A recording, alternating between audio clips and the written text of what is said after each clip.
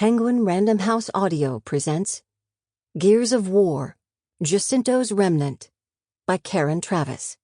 Read for you by Nan Mcnamara.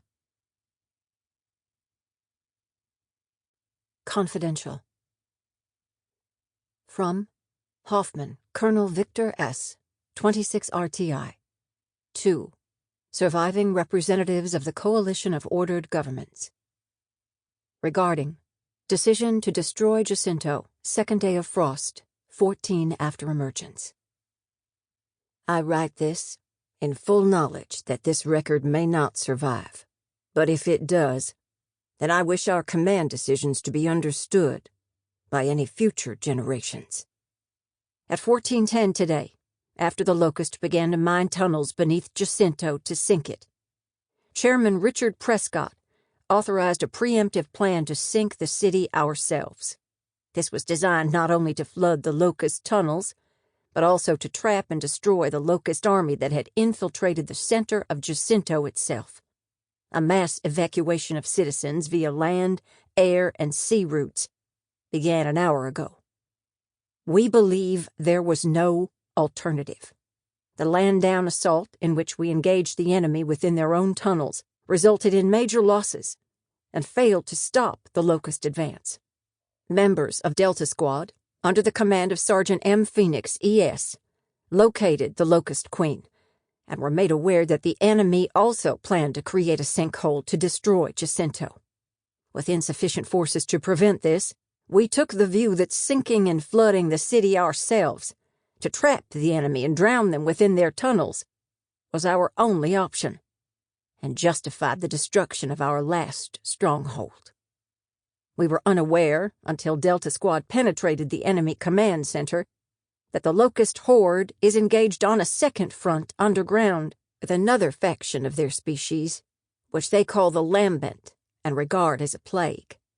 The Locust plan to flood Jacinto themselves would have inundated their own positions, and seems to be as much aimed at destroying the Lambent as wiping out humankind. We do not yet fully understand the nature of that conflict, and may never do so.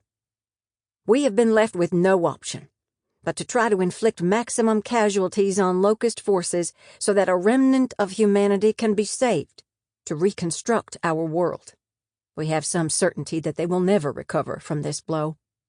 Not only do they appear to think flooding will be effective in defeating the Lambent, but records have been found to indicate that the late Professor Adam Fenix believed that flooding would destroy the Locust threat itself.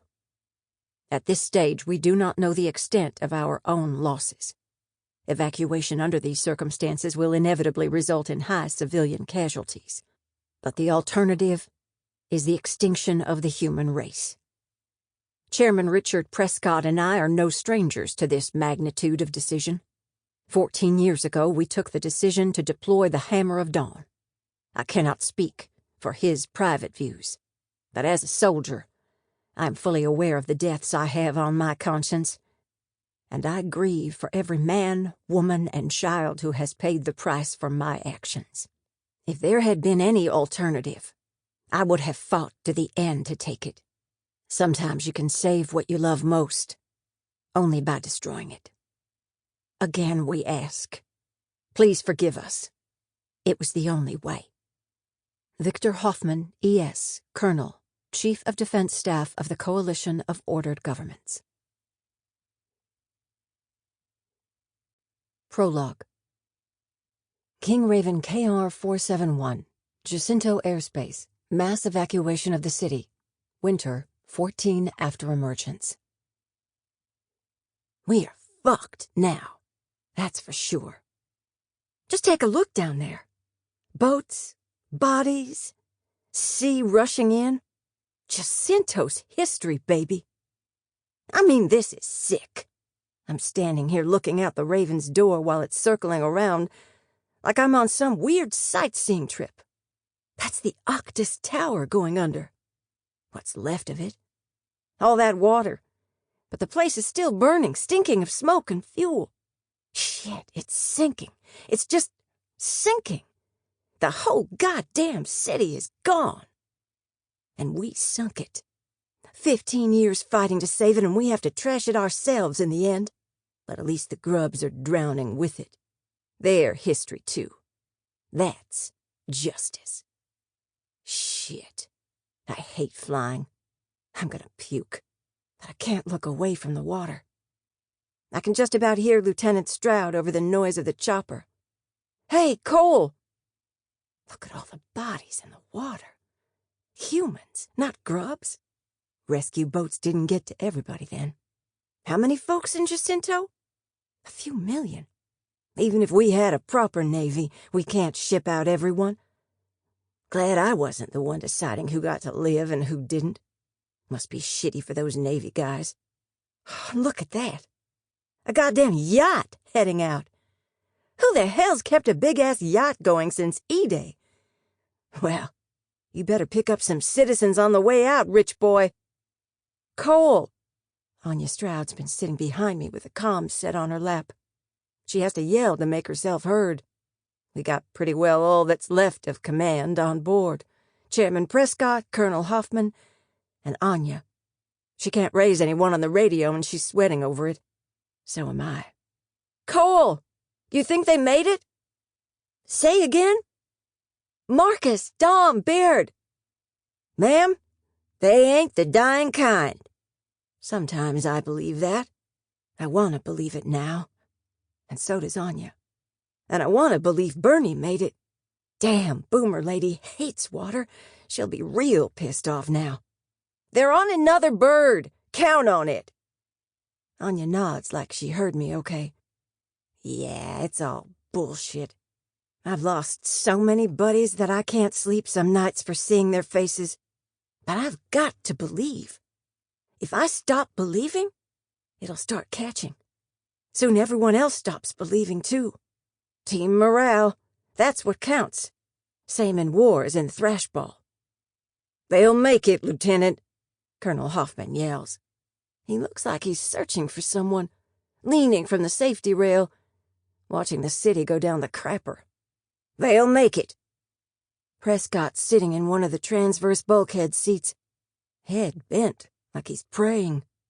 Too late for that, man. He looks like he hasn't got a clue how to get us out of this shit. And Hoffman's looking at him like he knows he don't know. Anya's still going on about Marcus. I don't catch everything she says. Ravens are real noisy bastards. I didn't even talk about with Sergeant Fenix, she says, all formal. Like I haven't guessed about him and her. Not properly. I can fill in the gaps. Hell, what does it matter now if you say it? Most of the world's dead. Who's ever left is hurting and mourning. And you and Marcus have been edging around each other for 16, 17 years. Is that what sane folks do? Okay, make a list of all the things you're gonna tell him, ma'am, I shout. 'Cause you're gonna forget again. Say again? Make a list. She forces a smile and nods. I can't stand staring at the shit below me anymore, so I look up instead.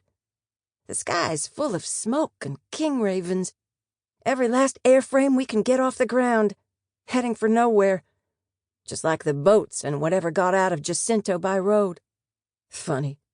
It almost looks like we still got an air force when you cram all them ravens into the same patch of sky. But this is all we got left. The whole fucking coalition. The pilot's in a hurry. We're cutting through the other ravens. And I'm looking into every open bay that we pass, searching. And you know what? I swear this believing shit works. Most gear's got the sense to wear a helmet. Except crazies like Delta and me, of course. And man, can you see Baird's blonde hair a long way off? There he is. He's seen us. We draw a level. Yeah, there they are. Standing in the crew bay opposite now. Baird, Dom, Marcus. Baird's got a dumbass smirk on his face. Closest he's ever come to looking pleased to see me. So I tap my chest plate in respect. 'Cause he can't hear me. Marcus and Dom, though. They nod back at me. But they ain't smiling. They look like shit. But they're alive. And that's all that... Sample complete. Ready to continue?